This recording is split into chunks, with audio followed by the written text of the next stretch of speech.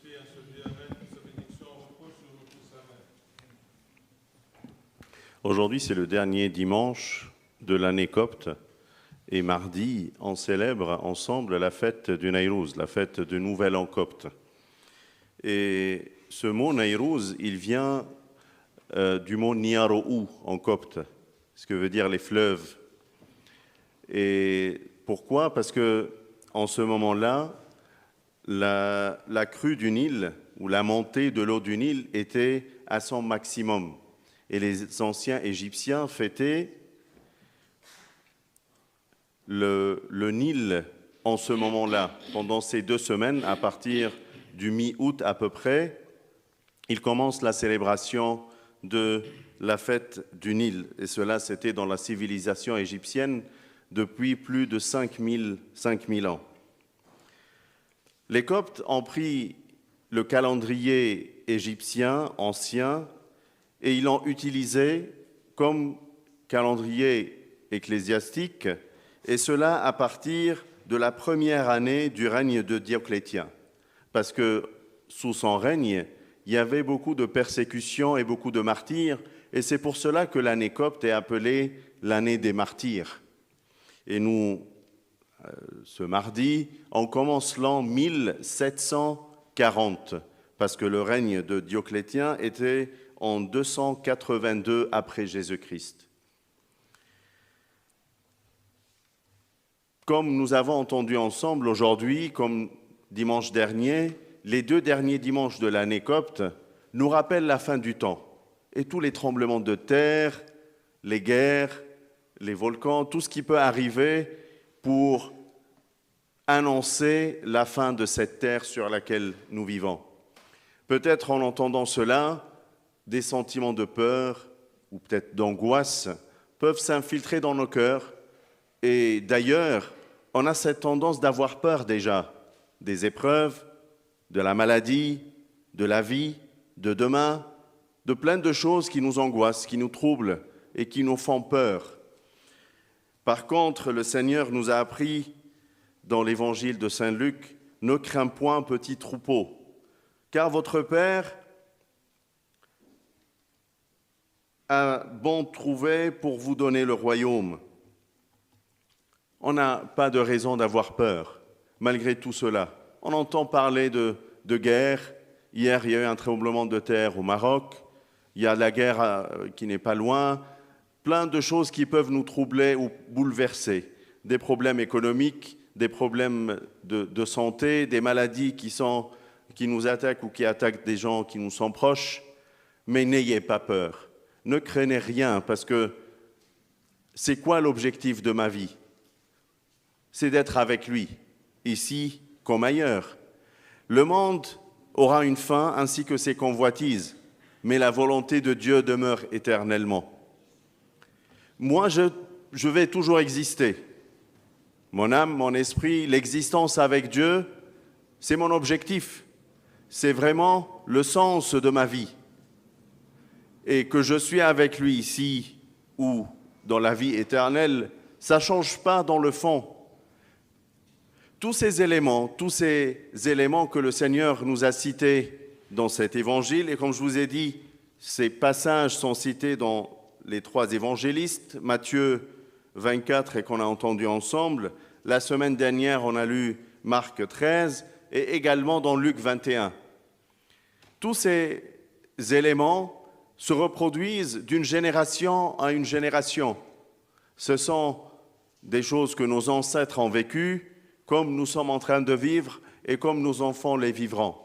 C'est pour nous apprendre que le monde, il va périr, mais moi, je suis éternel. Le monde a une fin. Il aura certainement une fin. Mais moi, nous sommes créés pour vivre éternellement. Le Seigneur, quand il nous a créés à son image, il nous a créés libres, intelligents, sans péché et éternel. C'est vrai que l'homme, par son intelligence et sa liberté, a perdu son innocence et son éternité. Mais par les sacrements et la vie chrétienne, nous sommes invités par les mêmes moyens, l'intelligence et la liberté, de retrouver notre innocence pour vivre éternellement et retrouver l'image sous laquelle le Seigneur nous a créés, de la renouveler en nous. C'est pour cela que, malgré ces lectures et ces avertissements, dans quelques jours, nous célébrons le Nouvel An. Un nouveau début, une nouvelle chance.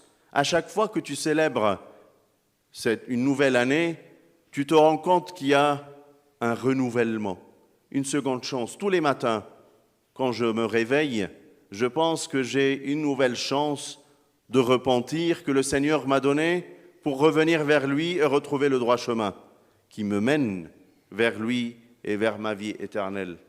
C'est vraiment une chance. Parfois, on ne se rend pas compte. On se réveille le matin pressé, sous le stress, sous la peur, la crainte, et on oublie que c'est une chance de repentir et une chance de me retrouver auprès de lui.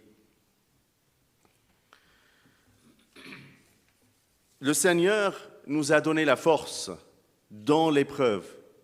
Sa croix n'est pas une faiblesse, mais une puissance de Dieu. Il a vaincu la mort par la mort. Dans l'épreuve, il nous a donné la force. C'est pour cela que malgré les épreuves qui peuvent te traverser, que ça soit une maladie, que ça soit une difficulté, une angoisse, un problème au travail, un problème dans la famille, toutes ces épreuves-là, normalement, dans le sens chrétien, te rend plus fort. Parce que grâce à l'épreuve, tu te tournes vers lui.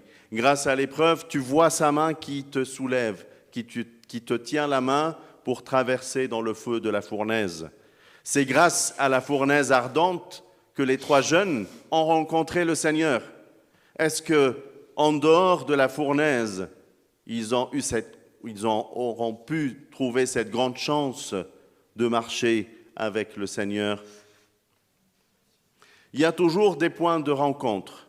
Et ces points de rencontre ne sont que des grandes épreuves ou des éléments de stress qui te traversent pour que tu te tournes vers lui, la source de la paix, la source du salut.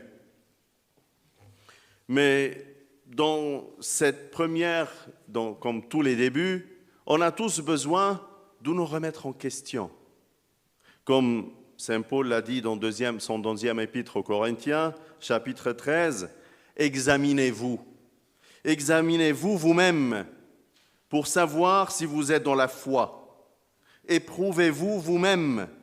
Ne reconnaissez-vous pas que Jésus-Christ est en vous, à moins peut-être que vous ne soyez réprouvés. » On a tous besoin de nous remettre en question sur le chemin. Et c'est peut-être une occasion que le Seigneur nous donne, cette nouvelle année copte, pour que je commence différemment. Je me remets en question, je m'examine si je suis dans la foi, si je connais Jésus-Christ vraiment qui est en moi, qui m'accompagne dans ma vie. Est-ce que j'ai fait vraiment connaissance avec lui? Est-ce qu'il est le sens de ma vie? C'est quoi mon objectif? C'est quoi mon objectif dans ma vie? On peut avoir plein d'objectifs qui nous tatillent, qui nous attirent, qui peuvent être des objectifs simples ou sans aucune importance, comme d'autres qui nous concernent financièrement ou qui nous concernent dans nos ambitions de travail et d'existence et de réussite. Mais tous ces objectifs ne sont que des objectifs mondains qui périssent avec ce monde qui va périr, comme le Seigneur nous a annoncé aujourd'hui dans l'Évangile. Est-ce que tu as des objectifs célestes? Est-ce que tu as des ambitions dans ta vie? Est-ce que tu veux être plus sage et plus docile à son esprit? Est-ce que tu te donnes des objectifs de prière pour le connaître d'autant mieux? Est-ce que tu te donnes des objectifs de vertu chrétienne comme la sagesse, l'amour, la charité, tous ces éléments, est-ce qu'ils traversent ton esprit pour te donner ces ambitions spirituelles? Quel est ton objectif? Examine-toi par rapport à ton objectif en ce début d'année pour savoir est-ce que je suis sur le droit chemin et je profite de la présence du Seigneur dans ma vie ou je lui tourne le dos et j'avance tout seul sans profiter et sans marcher avec lui comme les 3 jeunes gens qui ont eu cette chance d'être avec lui dans la fournaise ardente. Examine-toi aussi, comme toujours dans Corinthiens, Saint Paul a dit et a donné avertissement à ceux qu'il n'a pas loués, qu'il l'a dit à l'église de Corinthe, vous vous assemblez non pas pour devenir meilleurs, mais pour devenir pires. J'apprends que lorsque vous vous réunissez ensemble, il y a parmi vous des divisions. Vous n'êtes pas dans l'unité du cœur. Vous vous réunissez, ce n'est pas pour manger le repas du Seigneur. Vous ne réunissez pas pour vous prendre la communion et être unis dans sa chair et son sang et vivre cette unité chrétienne. Car quand on se met à table, chacun commence par prendre son propre repas. Et l'un a faim, tandis que l'autre est ivre. Chacun est dans son assiette et ne regarde pas son voisin. Il n'a pas pitié de son voisin et ne voit pas son besoin et malgré qu'il est réuni dans le corps du Seigneur, il n'arrive pas à regarder son voisin et en avoir pitié. Examine-toi par rapport à ton amour vers ton voisin et examine-toi, comme le Saint Paul continue dans le même passage, que méprisez-vous l'Église de Dieu, parce que quand on est réunis avec un manque de respect vers le Seigneur, comme il a dit, on est malheureusement réunis non pas pour devenir meilleur, mais pour devenir pire. Est-ce que je respecte la maison du Seigneur? Ou bien, en étant dans sa maison, ma tenue vestimentaire, ma tenue personnelle, mes préoccupations sont tout le temps ailleurs. Je bavarde, je salue mes amis, je viens pour voir et vivre cette vie sociale et je ne viens pas pour le rencontrer. C'est un manque de respect. Quand tu vas chez quelqu'un et tu ne le salues pas, tu salues tous les invités, mais pas le propriétaire qui t'a adressé l'invitation lui-même. Ça change complètement la donnée. Quand tu le vois au centre de son église, à tout moment, pendant la messe, comme à la fin de la messe, comme pendant les vêpres ou pendant les louanges de minuit, on n'est pas autorisé à parler et bavarder au sein de l'église, mais avec plein de respect. On est là pour adorer le Seigneur, pour l'admirer, pour le voir, qui est le sens et l'objectif de notre existence dans sa maison. Examine-toi par rapport à ton objectif, à ta relation avec tes proches et ton respect envers l'Église. Peut-être tu peux commencer par là, parce que dans tout début, on se pose 2 questions. Par où je commence et comment je commence? Commence par examiner toi-même et rappelle-toi d'où tu es tombé et remets-toi debout. Rappelle-toi de ton péché et cherche le repentir qui va te remettre debout devant lui.